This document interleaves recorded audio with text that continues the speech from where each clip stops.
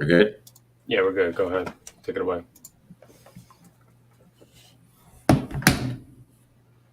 Everybody, got people coming in here. Everybody, we are back. It is Tape Don't Lie. It's your favorite Raiders podcast, favorite Raiders channel, favorite Raiders everything. You guys already know what to do. If you guys are coming in, hit the subscribe button. Subscribe. Already know what to do there. Hit the like button if you like it. Hit the dislike button if you don't like it. Everybody coming in, make sure you follow us on Twitter too, at the Mark John NFL. Follow BD Williams at BD Williams 18. Right? And it's a good day for Derek Carr. Derek Carr got extended. So definitely be talking What happened? You got extended? Yeah, Derek Carr got extended, man. Oh, okay. I feel like this has been such a point of emphasis in like the media and on social media, like talking about his extension. But was it really that big of a story? Like we knew Derek Carr was going to be the quarterback. I don't know. I feel like they made a big deal about it. I mean, we knew that. I don't know if the media did not believe that Derek Carr was going to be the quarterback. I mean, even Vic Tafur did not believe that Derek Carr was going to be the quarterback for Josh McDaniels. He was holding out. He was holding out that he was going to get traded up until past the combine, right? He's still writing about that. Some of the comments he made. A lot of people didn't believe that Josh McDaniels was going to come in there and, want to keep Derek Carr and try to build around him. So it's a lot of people are shocked by this. I don't know why though. I mean, Ian Rappaport basically told everybody. I was telling one of my dudes in DMs, I was like, if you read every Ian Rappaport report about like the Raiders or the Derek Carr situation, they kind of told us what was going on behind the scenes and how this is going to happen, and how he kind of handpicked Josh McDaniels a little bit. He wanted Josh McDaniels, and Josh McDaniels comes over. Everything was kind of set up for Derek Carr to be extended at some point in time, and obviously Mark Davis signed off on it, right? Mark Davis is cutting the checks. Mark Davis signed off for the number that showed up originally, but which we found out was a little bit different than we actually thought, which that's what I was waiting for. I know everybody's freaking out. 3 year Derek Carr, $40 million. And I know everybody wants to, put he's Kirk Cousins, which I think is the most dumbest thing ever. I literally lose respect for people when they say that. Like, I literally do. Like, I don't understand. Lazy. Ryan Tannehill too. Ryan Tannehill, disrespectful. I think it's two disrespectful comparisons. Ryan Tannehill and Kirk Cousins. But that's what people want to do. They think that Derek Carr's had A.J. Brown and Corey Davis and Justin Jefferson and Alan Thielen his whole career, and they compare him to those guys. So they get all upset and their their panties in a bunch that he got paid. But everybody can. I was saying everybody can win with Zay Jones, I guess. They need Justin Jefferson. They got their PFF WAR with Justin Jefferson has a 1.5 PFF WAR. Devontae Adams is a 1.75, right? So they got the little WAR wins above replacement for anybody who doesn't know what that is. So wins above replacement, PFF. They think football's baseball. So they think quarterbacks are pitchers, and they're trying to put WAR. I'm sure there's some baseball fans. People love baseball. They love football too. There's some baseball fans listening. You're familiar with WAR. They're trying to bring that into the NFL, right? But Justin Jefferson adds 1.5 WAR. He's second in the NFL, and the Vikings won 8 games. Right? You know what I mean? Like, so I don't want to hear that comparison, but I think a lot of those people are shocked because, like, why pay Kirk Cousins? So I think that's the more shocking thing for them. But I just say turn on the film. It speaks for itself, in my opinion. But I don't know. What do you think, BD? What are your thoughts? Josh McDaniels didn't take this job to draft a rookie quarterback. Is that what everyone thought? In a weak quarterback class? He took this job because of Derek Carr. That's the reason why he came here. Why would he leave his cush. He's like, you're gonna be the heir to Bill Belichick. Why would he leave that? You know, and he already had the keys to a really good franchise already. They gave him the job at the Colts, and he backed out. Right? Probably because maybe he wasn't. Maybe he realized, what am I doing? What's the quarterback situation over here looking like? I'm just gonna get myself into Denver again, right? Yeah. Uh-huh. You know, so we've seen him, you know, have his pick, and he came to the Raiders. Why? Because Derek Carr is here. That's the reason why. Because he thinks Derek Carr is just going to run his offense the way that he wants, that he envisions it. And we saw the success he had last year with the rookie quarterback. Come on, you know, sky's the limit here. The contract was interesting though. I don't know if you saw the breakdown of the contract itself, but I thought that was super interesting. I mean, most of the money is not guaranteed until after, the Super Bowl, right? So I mean, it kind of plays out like a 1 year deal a little bit. Like, so it's like a 1 year, $25 million deal, right? And then the rest is basically guaranteed after the season, right? It's like 2 days after the Super Bowl. So basically, the way it's set up, that way. So I thought that was super interesting. I feel like, Derek Carr even signed that contract. Like, what does that say about him? That means he probably felt like they probably got to a number that they didn't like. They probably didn't want to pay him a certain number. He was like, all right, fine, I'll show you, and I'm gonna bet on myself.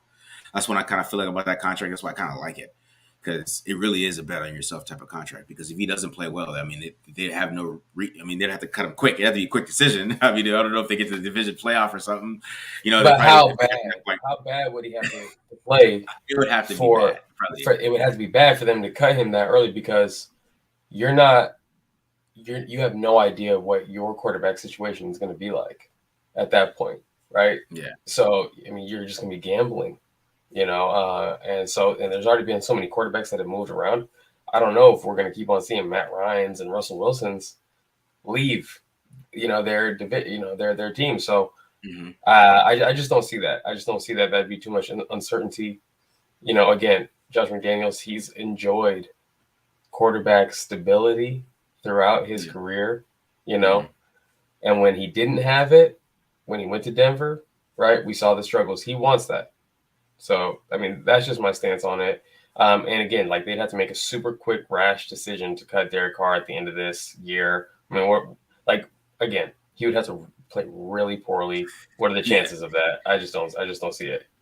I mean, if he didn't play poorly with Tyrell Williams, I mean, he could play solid football with Tyrell Williams, then I'm sure we could play better football with Davante Adams. That's kind of how I look at it. I mean, if you look at it from the 3 years that we've been, so I ain't looking at the comments right now, but like the 3 years that we've 2019 to 2021, I mean, we really had 3 different wide receivers outside. I know Darren Waller is out there, and I know Hunter Renfrow is there too, but Hunter Renfrow is not as good as he was in 2019. I mean, he wasn't as good as he was now in 2020. So, I mean, you really had Darren Waller, right? And then, you had Ruggsby coming up. He wasn't that good in 2020. You had Nelson Aguilar.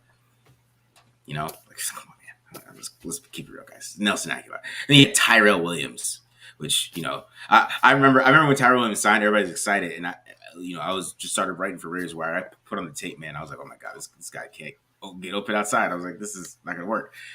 And it didn't work. And then, and then when Ruggs started winning and getting open, and then, that the Raiders things just happened.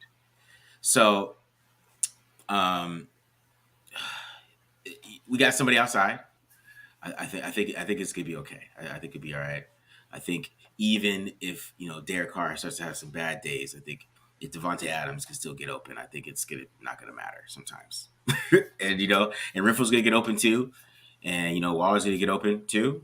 So I think it's gonna be a lot of guys who can win right now, and hopefully the offensive line just gets a little bit better, and if they can just play the average football they played at the end of the year, and just play average like they did the last 4 games, and maybe have some mishaps there and here and there, but they can just give that average to above average football from the offensive line. I think they'll be fine. Yeah, I mean, I think it's pretty. I think it's clear, like, the vision and the path to success on offense is pretty clear. I think it's a little murkier on the defensive side of the ball. They're going to need to, there's such a drastic scheme change happening. We're going to see which players fit and which players don't. So I think let's not get ahead of ourselves. We still got to, crunch all this film and find out these draft players and prospects, and let's see who's going to start at what positions and who's going to contribute. And so we got to get through all that. And I think defense is enough of a question mark. Not saying that I'm not saying I'm like discouraged or worried about the defense, but it is a question mark. There's a lot of moving parts. We got to see who's going to start at a lot of spots. So, so it's gonna be interesting, especially down the middle of the defense. Mm-hmm. Inside linebacker, defensive tackle, strong safety. We got to find out who's playing these spots here. And I mean, potentially, we could have some rough patches at some points in the year because those positions are enough of a question mark. But yeah, I'm not worried about the offense, honestly. Josh McDaniels, man, Raider Nation, get ready, get ready. I'm excited. Oh man, yeah. I'm not. I mean, because the offense. Think about the first 7 games last year, man. They didn't have a good line, couldn't run the ball. I mean, they averaged 25 points a game. That's what I think about all the time. I mean, before that all the rug stuff happened, that was still one of the best offenses of the league, and they couldn't run the ball, and the offensive line couldn't block anybody. So, like I said, if they play average, we got Devontae Adams. We just plugged Adams in for Ruggs. This is what that's what just happened.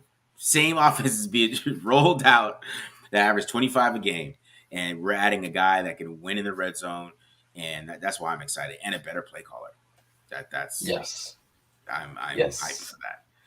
Even like Brandon Marshall and them, they still rave about Josh McDaniels, even though they think he was an asshole. So they still rave about him schematically and his mind, and how he's still one of the smartest coaches that they've been around. So, yeah, I'm excited for this year for the offense for sure. Yeah. And I think Patrick Graham, I feel like he's going to simplify it at first, probably play a lot of cover 3 early, I bet, and then mix it up as the season goes along slowly, but we'll see. We will see. We'll see. So let's switch gears here, if you don't mind. Okay. Talk to us about top 30 visits. That's going on right now across the NFL. Raiders are no exception. They've had quite a few guys in. I mean, I think we've seen maybe about 15, almost maybe 20 names of guys that they're bringing in on these top 30 visits. What are the rules behind this? What is a top 30 visit? Can you explain that to me and the fans? Yeah, I mean, top 30 visit basically is teams like looking at players for injuries. Like if a guy's a big injury, they want to bring him in, look him in, right? And looking at players they want. I mean, a lot of people out there try to say like, I put that tweet out there, that funny tweet, but try to make fun of that guy. But he's like, all teams don't draft visitors, right? And man, there's 30 of them. You only have, of course, you're not going to draft every single guy. You can't draft 30 guys. You can't draft 30 guys, right? But teams usually draft 1 or 2. Right. Some teams draft 3. And what it really lets you know is what positions they're going to draft. Because that's what I did after I saw that, is I went and studied a little bit, right? That it's mostly where they want to draft, man. So like, if you go through history of teams drafts, like the last time they did this was 2019. So you really don't have anything from 2020, 2021. But like, let's say for the Cowboys drafted, defense tackle, corner, and I believe they had a safety, and they had like 4 safeties come in. They had like 4 corners come in. And they had like 4 defense tackles come in. And they ended up drafting one of the guys that came in. But the point is like they were looking at all the defense tackles. They're looking at all the corners. They're looking at all these different teams. I mean, the Raiders did that too in the 2019 draft. They brought in they looked at every quarterback. They looked at all the running backs. They looked at all the defensive ends. They looked at all the players they wanted to look at to get ready for the draft. So I mean, that's what a top 30 visit is. It's really to the positions of need. They bring in those players, right? And then at the top 5, of course, they bring in the top players in the draft. They were drafting the top 5, of course, but like where the Raiders are drafting or like other teams are drafting later on, it's a need look. Like, okay, we need these positions, right? Of course, it's best player available, but these positions we need. We're going to bring these guys in. and we're gonna see what we got here. Just in case, maybe this guy falls to us, maybe he doesn't. We have somebody else. Maybe it's somebody that we're not expecting to fall. We have higher on the board. That person falls to us, even though we had that guy. We brought him in, and we like him. The other guy fell Yeah. to us. To piggyback off what you're saying, great breakdown, great explanation of what these top 30 visits are all about.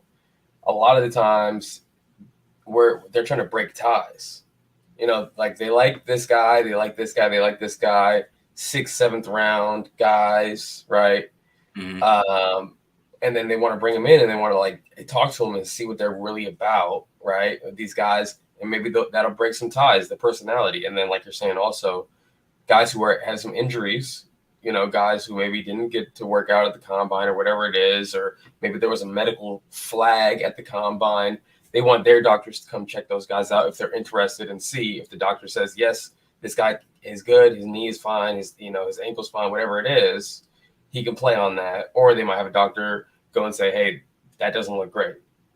I'm not confident in this. And then that guy gets taken off their board. So that's what this is all about. And I would say mostly these top 30 visits, if you see a big name, it's because they're injured and the doctors want to see that guy, right? But for the most of these top 30 visits, it's like fringe, back of the draft, like potentially undrafted free agents that are coming in. So it's not like something to get super excited about. I do agree. It's going to let you know what positions they're interested in. And I lost count of how many corners the Raiders have brought in so far. Oh, I was like, okay, they got this guy. I start looking at the film. They got this guy. Okay, I'll start looking at the film, and then all of a sudden I see like 2 more. I'm like, okay, wait, I'm getting backed up here. And now I think it's like at 8 corners that they've brought in so far. I'm doing my breakdown today is going to be on the corners.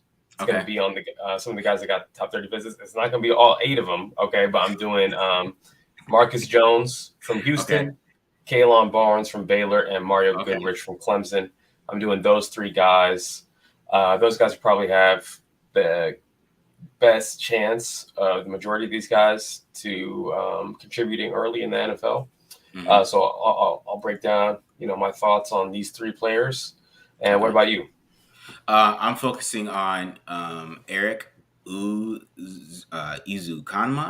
I'm probably saying that wrong. I'm sorry to my Nigerian brother over there. But I'm covering Erik. Definitely some interesting tape. I'll say that, to say the least. You probably hopefully, if you're showing some negative Marcus Jones, hopefully you don't steal some of my tape. But you might already. You might expose what I've shown. And I'm going to show some EJ Perry. We're going to go over EJ. EJ's very intriguing player. Very intriguing quarterback. Definitely somebody that is, not really looked at right now as a higher draft pick. And I think he's a great development quarterback for, you got that 3 years from Derek Carr. I mean, he's the perfect guy to be. All right, hey, we got EJ. Put him at 4, right? Year 4, right? And he might be ready to go in that system, understand it, be ready to go, right? Because that's the whole Michael Irvin rant about. You ever see his losing recipes rant? Losing recipes, yeah. It's about Peyton Manning not having a backup quarterback that's been there for years. They have to Kerry Collins. That's hilarious. Side note, I love seeing a quarterback who's not like one of the media darlings. Last year, for me, it was Davis Mills. And the Expand the Box Score guys had me scout Davis Mills. And I got back to him. I'm like, this guy's actually pretty good, right? Like, he looks legit. And they were like, oh, I don't know. Like, PFF says 5th round or something, whatever it was. And I think Davis Mills ended up going, like, where did he go? 2nd or 3rd?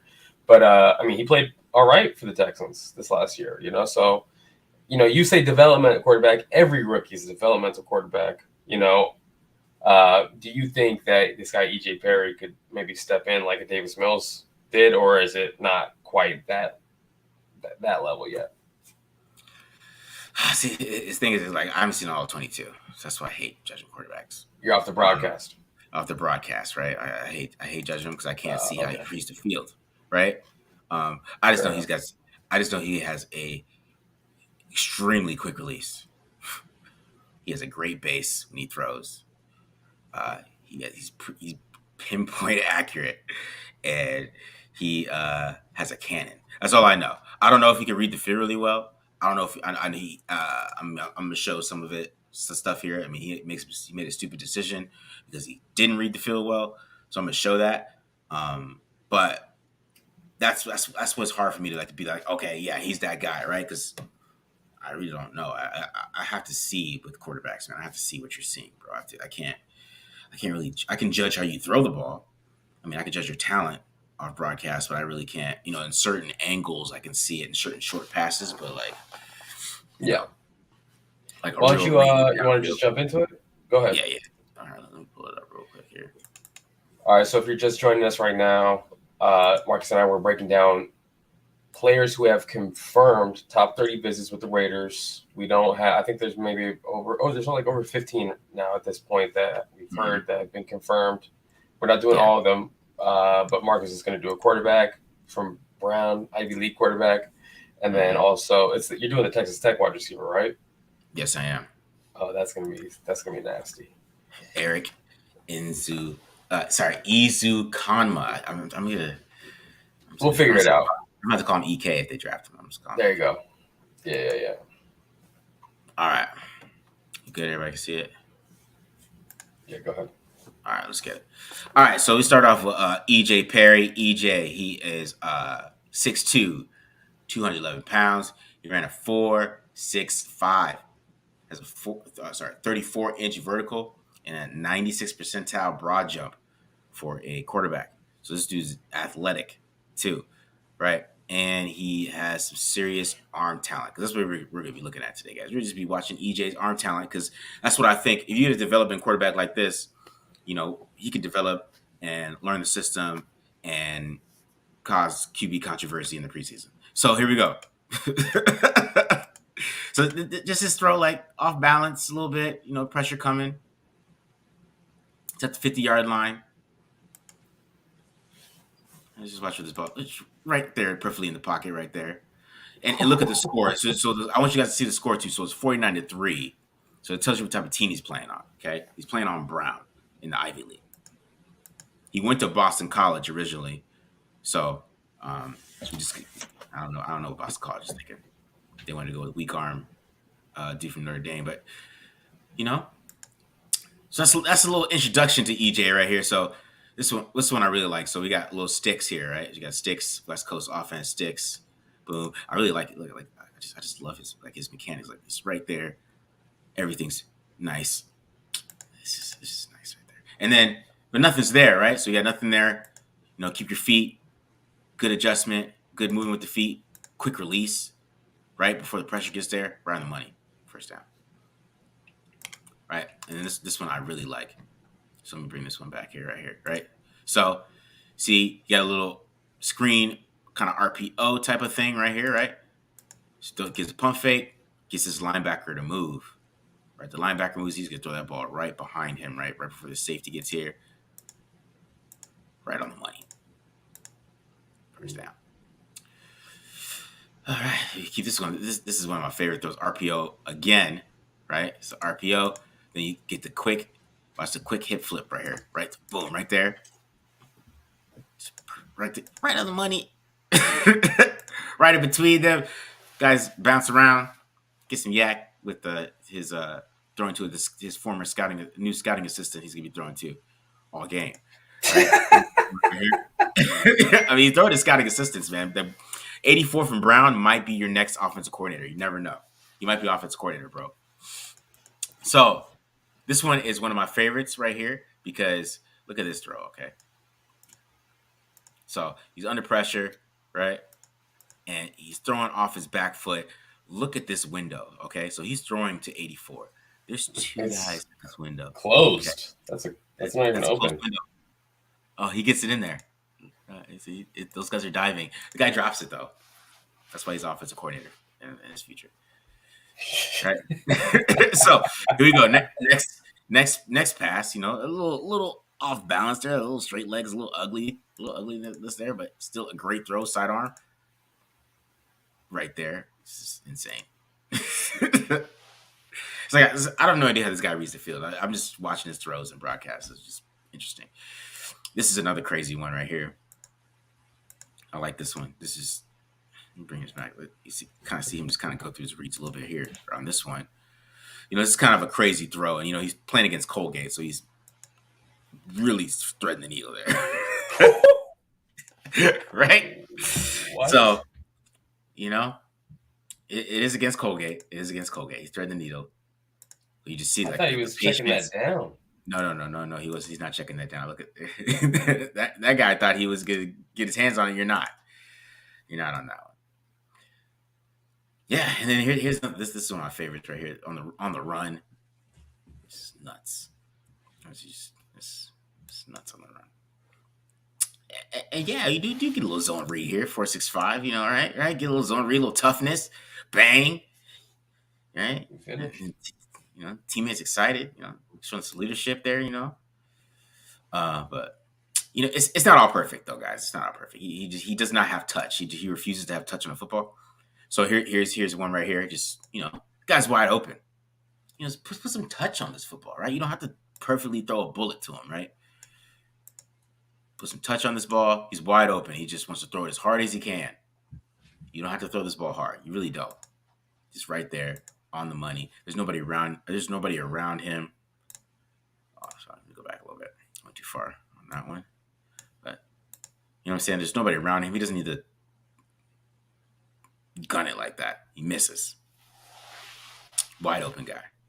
Right? And then here on his interception, right? You got interception here. So I kind of want to show this one a little in depth. So he throws a pick on this one, and it's mostly because I'll show the pick first. Intercepted. I don't know what he was doing on that one. No idea. But I kind of see why he kind of got lost here and lost the guy here, because you see the linebacker is right here, right? So he's coming out here on their little rollout. Both these are covered. We got a little trap coverage up here.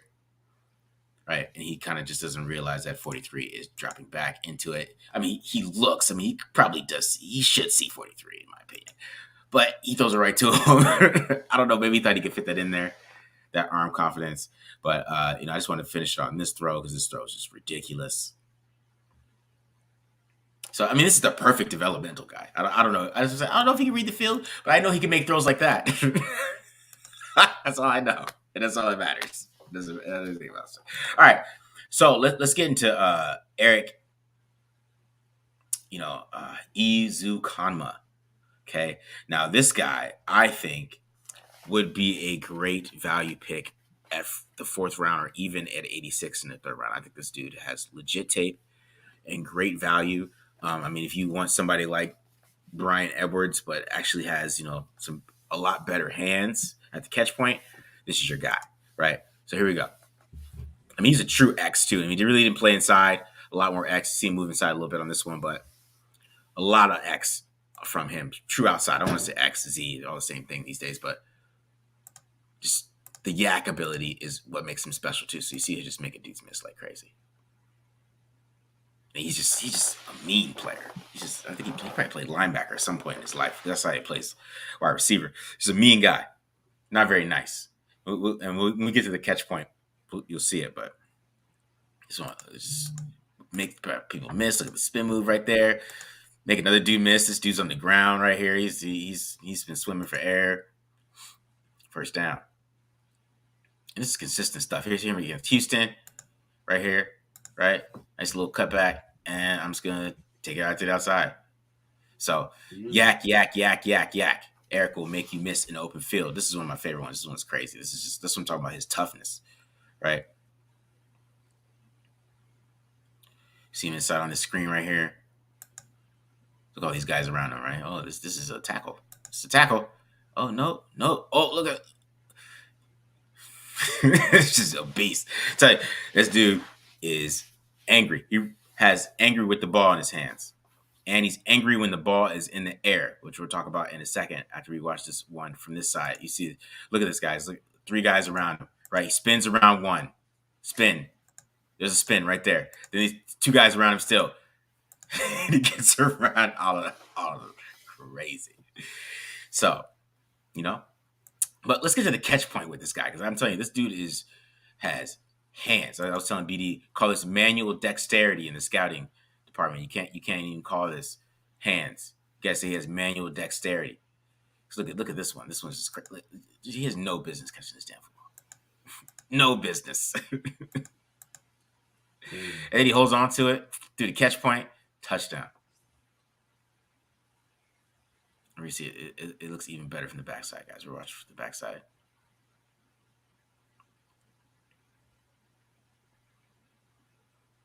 See here. Boom. Just, They're doubling him. It gets me both feet down through the catch point, strong hands. Why is no one talking about this guy? I have no idea. Probably because he went Texas Tech. So here's another one right here. Right? And we'll talk about him. Not how, it's mostly long speed BD. We'll get into that. Probably why they're not talking about him a lot. But the catch point, the ball is in the air. It is Erik's. The ball is in the air. It goes to Erik. It's going to go to him. And he's going to finish to the catch point.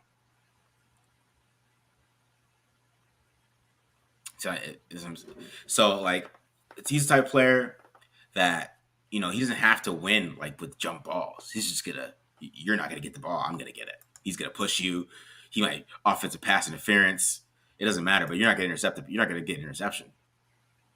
He's going to it's just the hands. It's just like, look at Marcus Jones. He's trying his hardest, man. Fight through that. He's got his inside. He's inside. It doesn't matter. Yeah, I have this play in my breakdown. Manual dexterity, right? And then here's another one. It doesn't even matter. Just throw it up to him. It just tracks, makes the catch. You know what I'm saying? It's just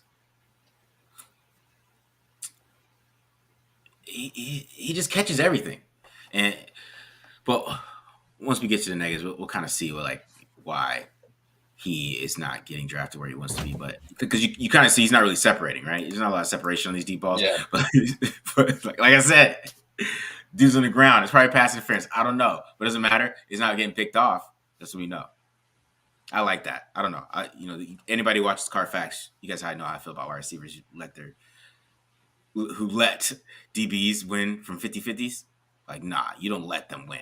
It's your ball or it's nobody's ball. And that's why I really like watching this tape. But let's get to it. The long speed is really kind of the issue with him, but he still catches everything. So here, kind of see right here, just in traffic, catches that one too. It doesn't matter. Well, let's talk about the long speed here. So you see, it's pretty good inside the route, right? Redirecting, little arm over, but then he can't separate from Marcus Jones, right? He can't separate. All right, so he's not a lot of long speed, so he's a possession receiver. And then he only ran like 2 routes at Texas Tech. This is it. This is the routes he ran at Texas Tech. That's about it. He didn't run anything else. It's just go routes. So the route tree, there's not a lot of route tree there. And then you see here, he's kind of getting beat up in press here too, right? He's not able to separate. Didn't really give a lot to get out of that press coverage. So, that's why he's not getting talked about a lot. But there is some upside there against press. So you see him right here against, because, this is why it's good watching these guys play Oklahoma. So you got a good jab step right there inside. Wins, get a good stem. First down. So, there's a lot of upside there, man. There's a lot of upside. I like Erik a lot. I think he has a lot of angry football to him that I really like. Okay. I like that he's angry at the catch point. Just anger and his hands and, all that type of just that the angry runs, the yak ability that he adds. Yeah, I think he has some development ability. He can get better as a route runner and get better against press.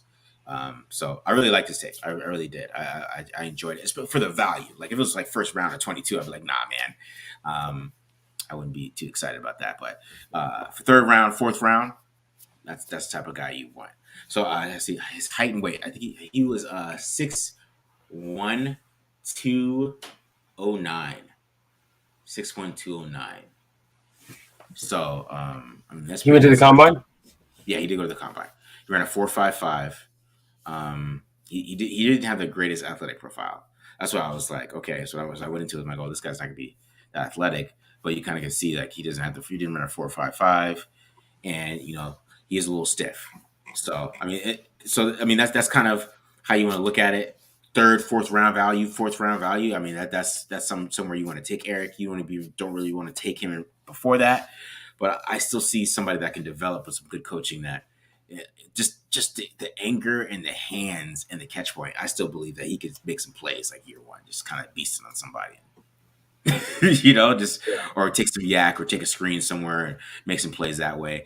And especially if Brian Edwards doesn't want to show up. And Brian Edwards, when he was coming out, he made some of the contested catches, but he also had a lot of concentration drops on tape that you see in the NFL, and that's why you don't see as much concentration drops from Erik on tape.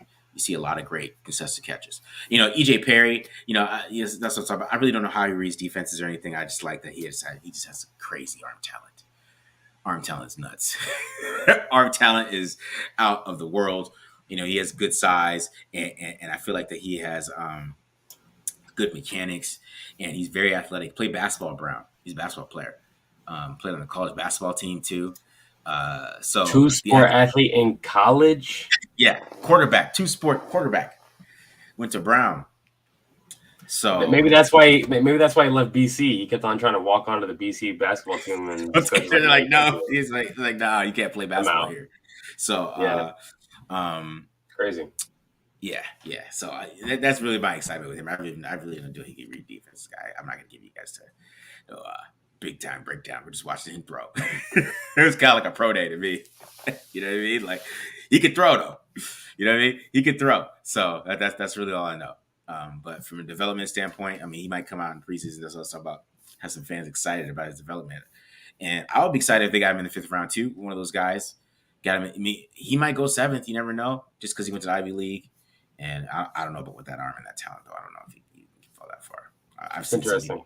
I've seen somebody have him like ranked 86, I think, overall. Something. Oh, like 86 overall. I mean, look, quarterbacks are always going to get pushed up a little bit. I mean, it's interesting. His background, he's not a normal Ivy League quarterback background. Yeah. Because he was a Power 5 scholarship player who transferred to the Ivy League, right? So it's a little different than most Ivy League quarterbacks, just about every Ivy League quarterback that you ever heard of. So it's going to be interesting for sure what the NFL thinks about him. Someone said, he's probably a pretty smart dude. He's going to Brown, Yeah, I agree. I think that's really enticing. And then Erik Ek, I'm not going to butcher his name. I'm not even going to try. Okay, you're braver than I am. This guy, I got his mock draft tool pulled up right here. 6'1" and 7/8. So he's 1/8 inch off of 6'2". Okay. Yeah. But what's interesting is 78-inch wingspan. So he's got the wingspan of a 6'6" guy at 6'2". He's got a 6'6" wingspan, 33.5-inch arms, which is like 90th percentile. Okay, so 6'2", but he plays a bigger. He's bigger than 6'2". That's fascinating. That's a really interesting. Just from the measure. What do he bench? I'm interested. What did he bench? He probably didn't even bench. His arms are too long. Long arm guys don't bench. Never bench. Don't even put a bad score up there. You got long arms. Like it's so much harder to bench when you have long arms. But there's nothing on. Yeah, I don't have any data on him for the bench here. Oh, he didn't do it. Huh? He's just so strong, man. His hands are strong as hell too, man. Just the team's trying to get the ball out of his hand. Man, that's what I like. I like somebody that catches the ball with their hands and is strong at the catch point and is physical at the catch point. Because I'm serious. In my opinion, it's like we saw, the Colts interception that Derek Carr threw to Deshaun Jackson. I got so mad when Derek Carr used to throw to Deshaun Jackson. Jackson is not helping you, bro. He has to be wide open. You can't just try to throw pin like maybe if I miss, maybe he can help me, right? No, you're not kidding that with Deshaun Jackson. Right? No, with Erik over there, you maybe can miss, and Eric's either going to shove the guy into the stands and get past it and catch it, or he's gonna get away with it and catch it. So you know what I mean? Like that's what I really like because he on tape literally had like 3 of them. He had 3 pass interferences. because he's sure. he's gonna toss you. I think he had one against Marcus Jones too. He tossed him a couple times, got a pass interference, was upset him. Yeah. So it's funny because Marcus Jones was the first top 30 visit corner from Houston who was getting posterized. Okay. And I actually saw some people prior to that talking about how great Marcus Jones' ball skills were. So I cut on the tape, and then one of the first things I'm seeing is him getting dunked on by this Texas Tech guy. And I was like, yo, he's getting demolished by this Texas Tech player, right?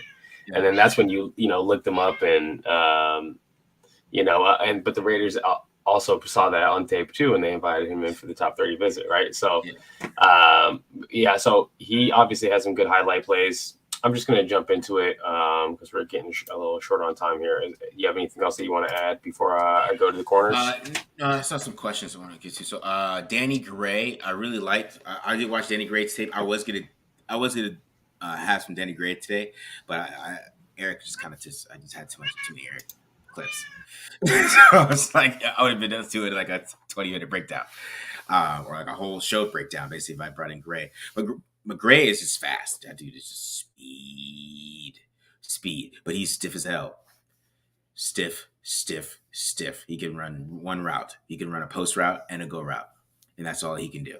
So, but I bet he could do those things damn well because he is fast.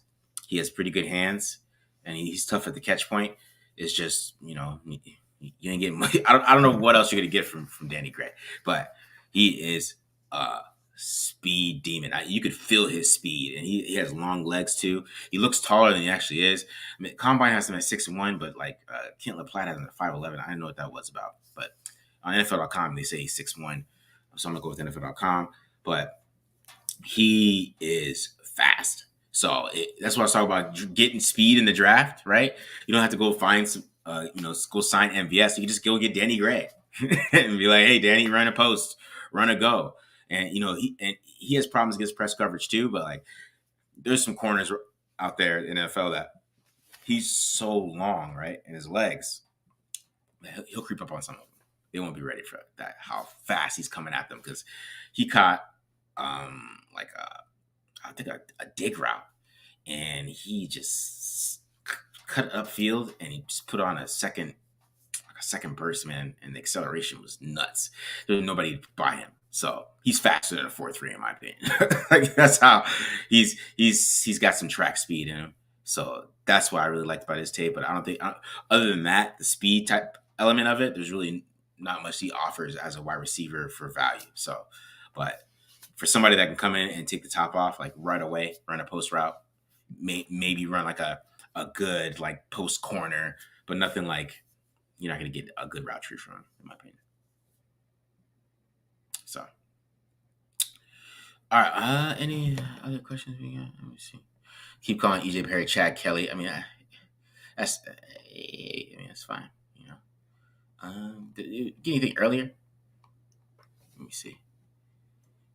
Is a QB worthy in the third round in this draft at 86? You're still on mute, BD. Yeah. Someone's asking about Tyquan Thornton. What about Tyquan Thornton in the 5th round?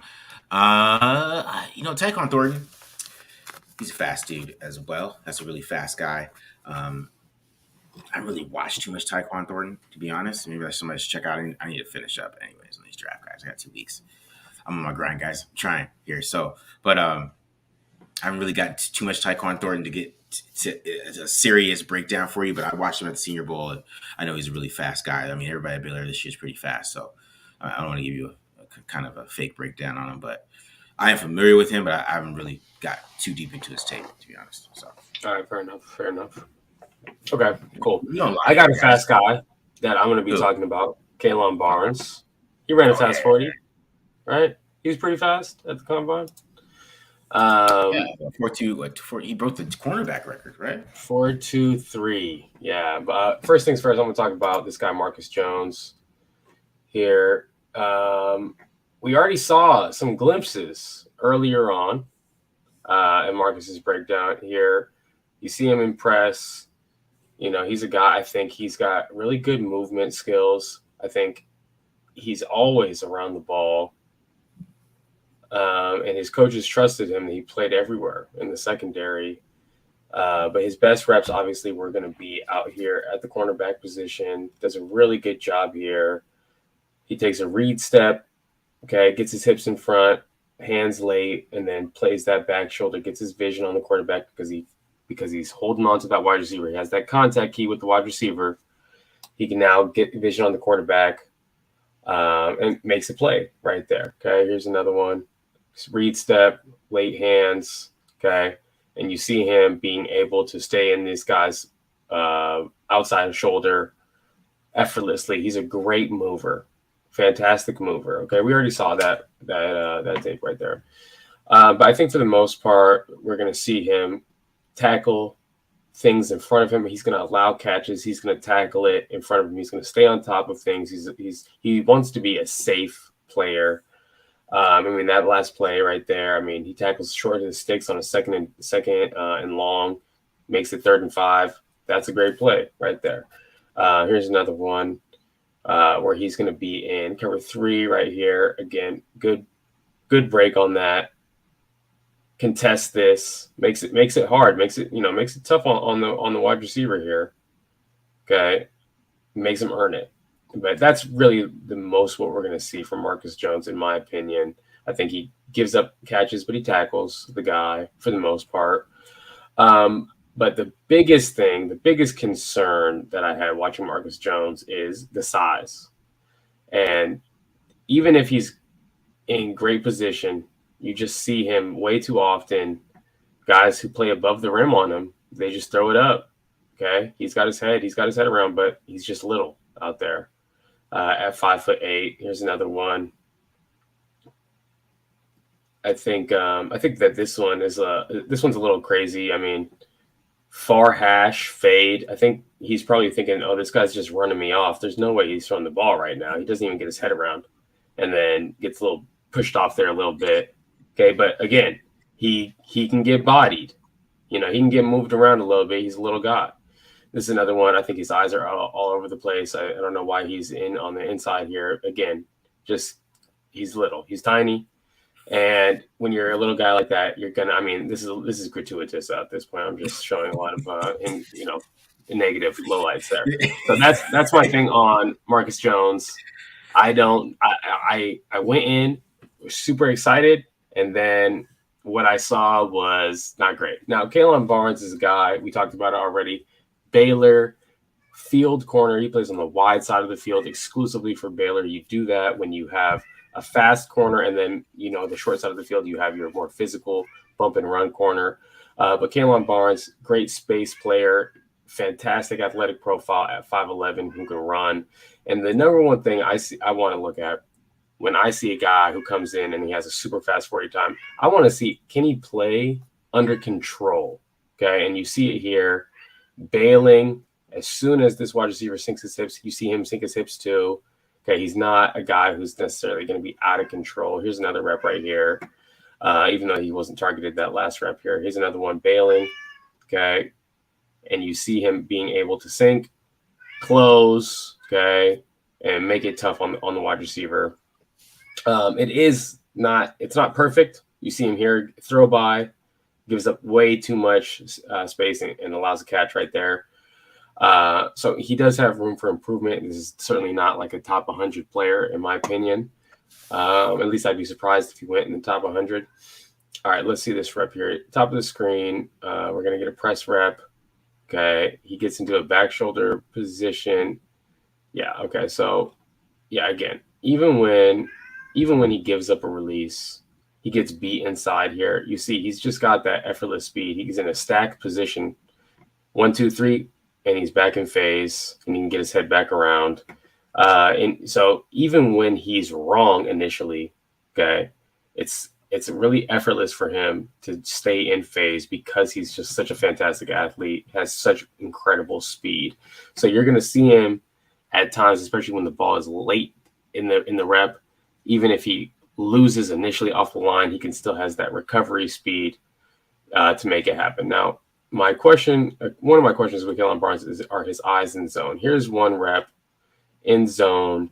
They're kind of playing like a too high look where he's going to take the first flat. You see him pin the wide receiver, get his eyes back around, sink his hips, come back. I mean, he strapped that guy up. Okay, that was a fantastic coverage rep. But then at another point in the year, same exact play call. He gets a wheel from number 2, okay, and gets confused on who has it and just gives up a big play down the field. So I think his eyes and zone are a little bit of a question mark at this point. The other thing is his technique isn't perfect, okay, and we talked about how he's got some of the long speed to make up for getting beat initially, but on a slant, it doesn't matter how fast you are. Okay, it matters how good your technique is. Okay, there's no time for that recovery speed to kick in, and so that's something that I'm going to look at Kalen Barnes. You know, as he progresses in the NFL, can he play press? Can he be a guy like Dante Jackson who can get in a wide receiver's face and play press, or is he just going to be one of the fast guys that kind of washes out in the NFL? And then, but really, my biggest thing with him is for all the speed that he has. I mean, and this should be such a great rep. He's bailing. That means he's sitting on the deep routes here.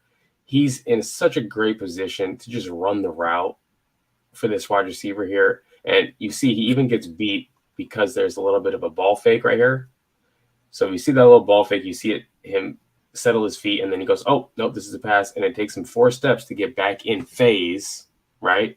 Fantastic speed. But then look, are you going to find the ball ever? Like, are you serious? That's how that rep finished here. Here's another one, sitting on the fade. Okay, far hash fade. Again, I think he's going to sleep here a little bit. I think he's not expecting them to actually throw the far hash, and he just cannot find the ball in the air. So that's my biggest concern for Kalen Barnes, for as incredible of an athlete as he is, where the ball skills. Now, another corner that the Raiders brought in on a top 30 visit, Mario Goodrich. He's the other Clemson corner. And of all the guys, he's my favorite so far. And this is one reason. Watch him, crack replace, doesn't even miss a beat, comes off that guy, gets in on a tackle on a big-time running back. Usually corners, they just keep running with this guy, and they don't realize until the wide receiver blocks the safety that, oh, it's a run play, and then they come off super late. You see him here. He wastes no time keying the run. He's like, nope, let me get in on this. Okay, he will stick his face in the fan. He loves contact. He's a fantastic tackler. Best tackling tape of any corner I've watched so far, and certainly the highest draft pick of all these top 30 guys. It's pretty much a lock unless he's got some injury. Here's another one. He's getting a big Georgia offensive lineman coming out blocking him. This guy's a psycho. Look at him just submarine that guard. He does not care. Here's another one. Okay, he gets that run key. He's not even worrying about the wide receiver here. And look, oh, you want to truck me? It doesn't matter. He's going to throw his face in there all game long. I love this guy. Okay, now here's another rep. We're going to get into his pass coverage here. You know, I think, oh, no, I'm sorry. Let me run that back. When you have a guy who is as willing to mix things up, now you have opportunities, okay, to make plays like this one right here. Comes off his guy, forces a fumble, okay, on the quarterback. I really like this guy. I really like corners who tackle, okay. Now let's talk about his pass coverage, okay. At 6 feet tall, we want to know, can you play from a pedal? And we see him here. Back up, get in there with that great length, break this pass up, okay, smother that guy. Here's another one. I think this is a good explanation of the caliber of athlete he is. He's faking like he's going to blitz. Oh, they snap it. He's out of position, okay? Is he beat dead to rights? No, he's able to get back on top, flip his hips, and just stay on top of the wide receiver. You know, you would think, oh, I'm in a bad situation here. This might be a big play. Effortlessly gets back on top of this. So that as far as like his athletic skill set, it checks the box here, okay? And I think that he's very competitive. Unlike these other guys, can find the ball, okay? Again, let's look at his technique. We're going to get a read step, gets his hips in front. He's so patient. He fights to stay square, gets his head around after he gets the contact key, plays the ball in the air. You see that little flag right there? That is a egregiously wrong call. Perfect technique. You cannot play it better than that. Here's another example, but this time he's playing from a pedal. Okay, fights to stay square, gets that little reroute, gets his head around. Okay, finds that ball in the air and makes it, spectacular combat. Combat at the catch point. Here's another look. I just want to show you from the end zone angle so you could see how he sells out. Okay, to make this play. And what I mean by that is, look at him. He's all the way off the ground. You see him. He's not even on the ground. His feet are all the way in the air. Okay. No one wants it more than this guy. All right. The effort is there. That's what I love about watching this guy's tape. Okay. Now, some questions I have about him really, they come down to his zone eyes. Okay. This is a cover 2 rep. When you're in cover 2, your job is to read number 2. Okay. It's really easy. Cover 2, eyes on 2. Okay.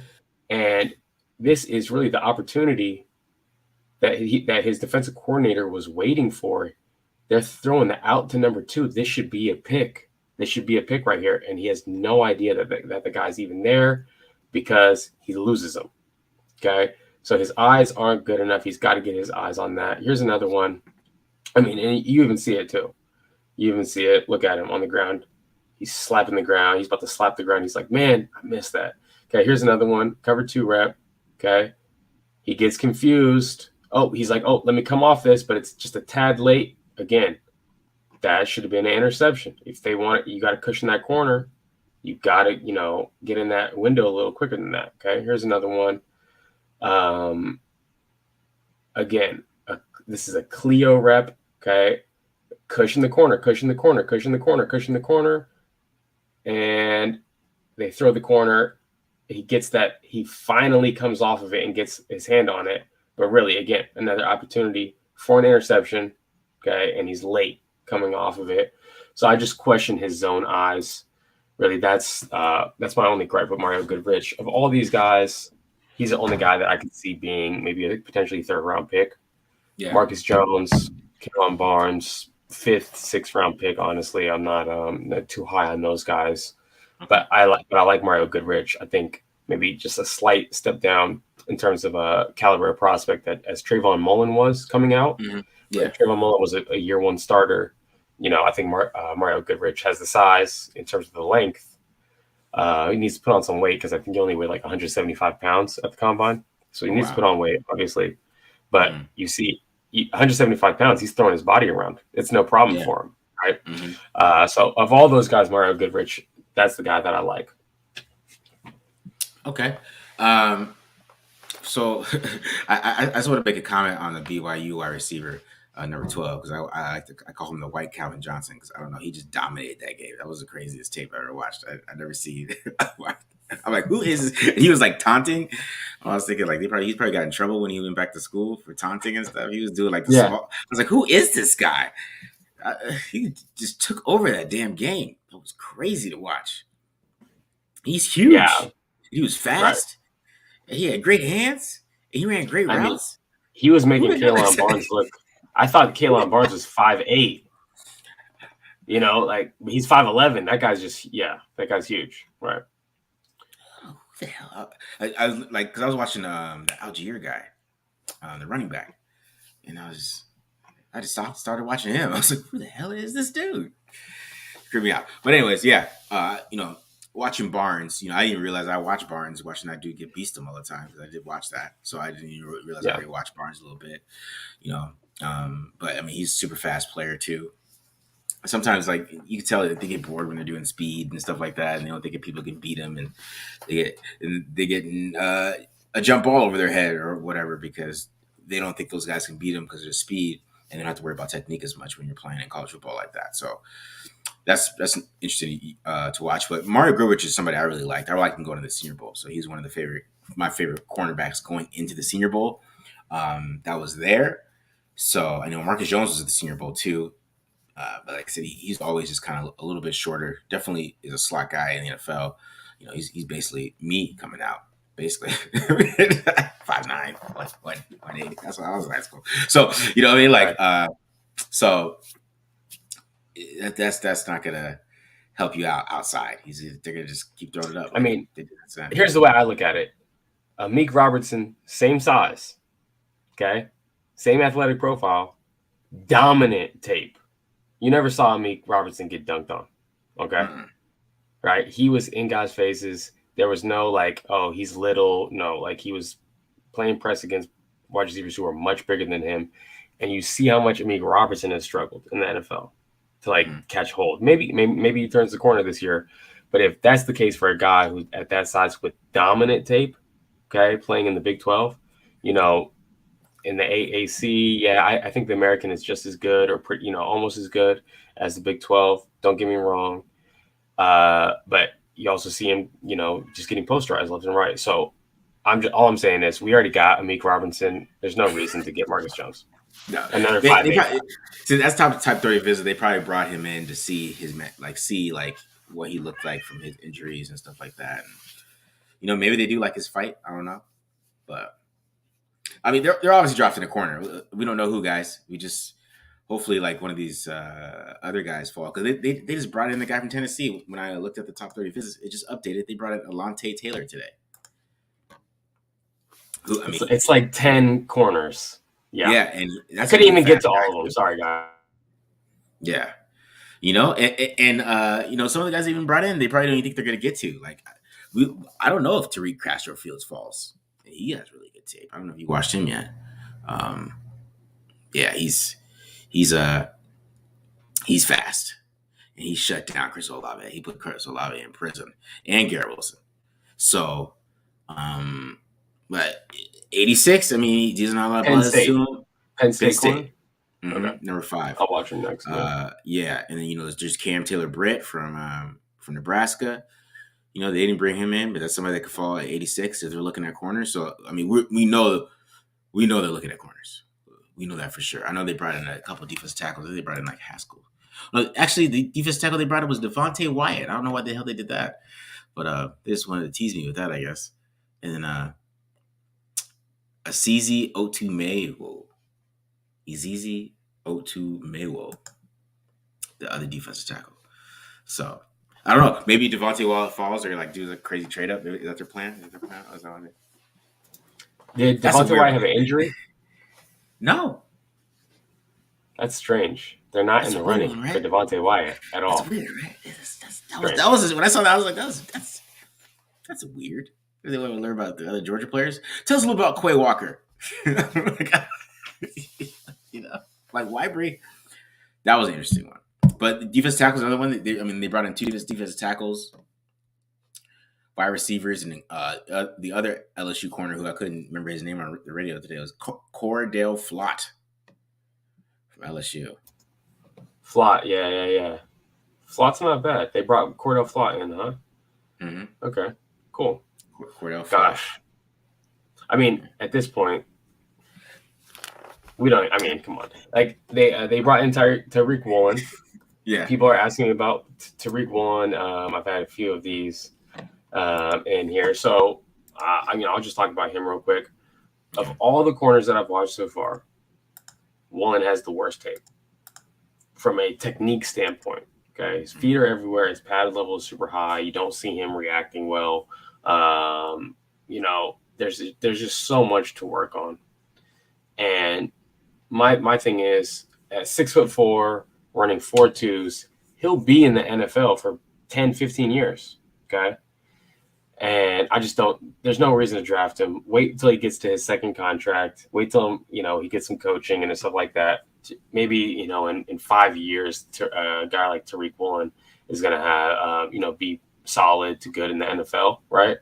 But he's just got so much to work on. I don't see a path for him to start in year one or have any kind of major contribution in year one outside of special teams. Yeah. So I'm not high on Tariq Woolen, even though the athletic profile is bananas. I mean, it's like the only other player who's 6'4" who runs that fast is Randy Moss. Okay, but Woolen can't catch. So, you know, it's like you can't do that. You can't really do that comparison. because he can't catch. He doesn't have ball skills. So it's strange. It's definitely an incredibly unique athletic profile. He's almost a lock to go top 100 because of it. I just don't think the team that's going to draft him is going to be the team that he plays best for, is what I'm trying to say. You think he's one of those guys that just finds his way to Pete Carroll in 4 years? Is that what you're talking about? One of those guys? Those are my favorite ones. See, Tariq Woolen's interesting, man, because I still think you should just put him at safety, let him play. Let him use his athleticism back there and lose his toughness, because he's a little tough guy. He just can't move. He's stiff as hell. He's just stiff as hell. But, with Woolen, I know you watched that scheme. I mean, that's there's a lot of NFL stuff they did in there. So that's why I feel like that he might be somebody they look at too, just because he's knowledgeable and just kind of the scheme they like to do. So, but all right, you got any other questions before we get out of here, man? Are you guys going to put on top 5? Positional ranking? I don't know about positional ranking. That's kind of tough. We might do like what we're looking at. I got my top 10 wide receivers already out there. I kind of mad that I didn't put Erik in there, because I feel like Erik's better than Sky Moore. I do. And I feel like Alec Pierce is better than Sky Moore. And I need to move those guys up a little bit after watching some more tape. So I'm kind of mad I did that. So we might redo some things. We already have a little draft board for you guys coming up. So we're still putting that together. I mean, it looks like it's going to be pretty simple. So it looks like it's going to be a lot of wide receivers, defensive tackles, and cornerbacks. So it's going to be pretty simple there. But, we're not going to do every position this year, man. I was watching Malcolm Kuntz today. I'm trying to get ready for the seasons a little bit, Trying to get ready for the season. Yeah, all right. What else we got here? George Pickens. George Pickens. Mr. George Pickens. Now, I think if George Pickens fell like third round, like around there, which I don't think he will, but if he did, I think the Raiders would take him, because I think he's just a pedigree. Georgia, he's a tough player, tough guy, blocks his ass off, all those tough things. So I think that is somebody that the Raiders would take, just because the school he went to, pedigree, willingness to not transfer, even though he's not getting the targets that he should get for playing from a different school. I mean, he could have transferred. He could have went to Oklahoma or something and got the targets he deserved, right? But, as a wide receiver, for me, it's the tall, stiff guy to me a little bit. I know he has a little bit more wiggle than some guys, but it's just more the tall, stiff thing. That's why I wouldn't like when I was at 22 and maybe second round, I was a little iffy on me. But like 86, you take George Pickens, I'm good. To be honest, you take him at 86. I would not complain about that. I think that's good value for him. I also know that big wide receiver profile. Yeah, yes, I know he was hurt too, Trey. I do know. I know he was hurt, but even before that, he still has that kind of like that stiffness to him. But even though he has more long speed than he has, it's just tall wide receiver thing. He can't help it. I mean, only Calvin Johnson's the only dude. Calvin and Julio. That's it. Those 6'4" dudes that can bend at like they're 5'11". So this is a limitation he has, but he has great hands. He can win deep. You just want him to be more physical against press coverage and stuff like that, but he can learn that.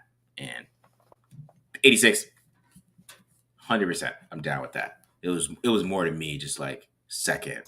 Do you think what are the chances he falls to 86 though? I mean, or wide receiver? I mean, the injury, bro. Like, I mean, there's a chance. Like he is injured.